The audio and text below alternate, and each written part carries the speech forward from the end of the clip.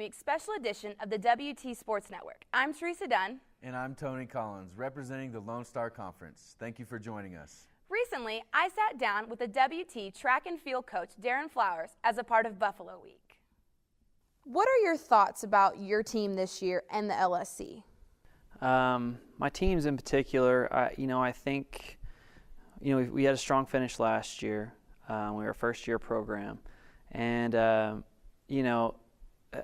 I really think that we're going to be in contention on the women's side for winning the LSC. I think it's going to be between 2 or 3 teams there, and I think we have the firepower to be a top 2, top 3 team again.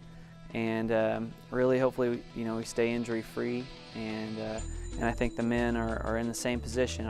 We're fighting for a top 3 spot when we get there. I think the teams at the top, like Abilene Christian, are going to be tough to beat. They have a lot of upperclassmen. We're pretty young, but I think we'll do our best to give them a run. What does it take to get your team prepared for the meets, both indoor and outdoor? Really, as a coach, we look at the whole year. It's just small investments every day and the training over a long period of time to get them ready for one moment. And we look at all the other meets that we do, we really look at as practice.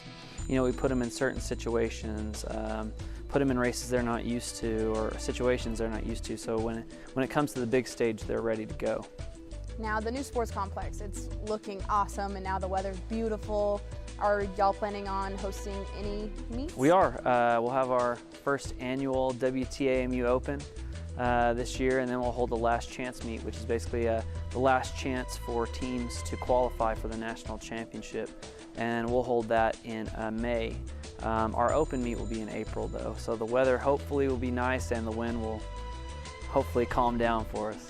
When you and your coaching staff go out and look for you out and scout, what do you look for in recruits? Obviously we're looking at talent. There are certain marks that athletes have to be able to hit if they're going to do anything for us in the conference, because the LSC is very strong.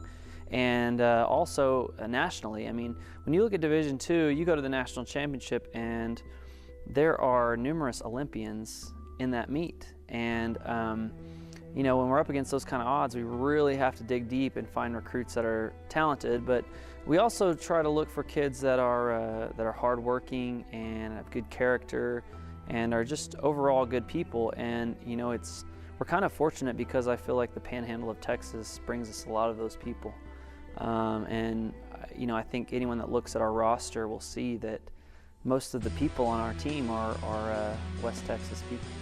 Now the dreaded question, can you name your favorite track and field athlete and why you like them? On my team or just out there? On your team, on WT. Yeah, that is a dreaded question because I have a ton of athletes that work hard every day and they do what they're supposed to do. I can say though, when I was hired for this position, I looked at one athlete that I wanted to embody the attitude, the work ethic, and the drive that it takes to be successful. And Bailey Skeen embodies all of those things. She was very successful here in the West Texas area at Randall High School, was recruited by some D1 schools, and I just felt like if I could get her here, then that's something that could launch us, and say, hey, she signed with WT, and maybe I should too. Maybe they're going in the right direction. So as far as favorite athlete, it's hard to say, but she was definitely one that I picked out and wanted to kind of bring in as setting the foundation for this new program.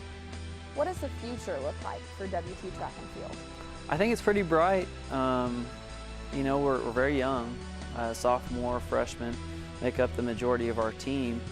And then, we've added to the staff and have a new track and field facility. There's a lot of buzz about the program, and I think people are getting interested about track and field at the collegiate level here in West Texas. So, with all the interest surrounding it, and I think the enthusiasm of our men's and women's teams, I think that it's bright, and I think that we're just going to continue to get better. Well, thank you, Coach, and good luck with the rest of your season. All right, thank you.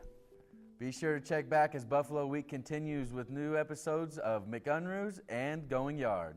For the Lone Star Conference, I'm Tony Collins. And I'm Teresa Dunn.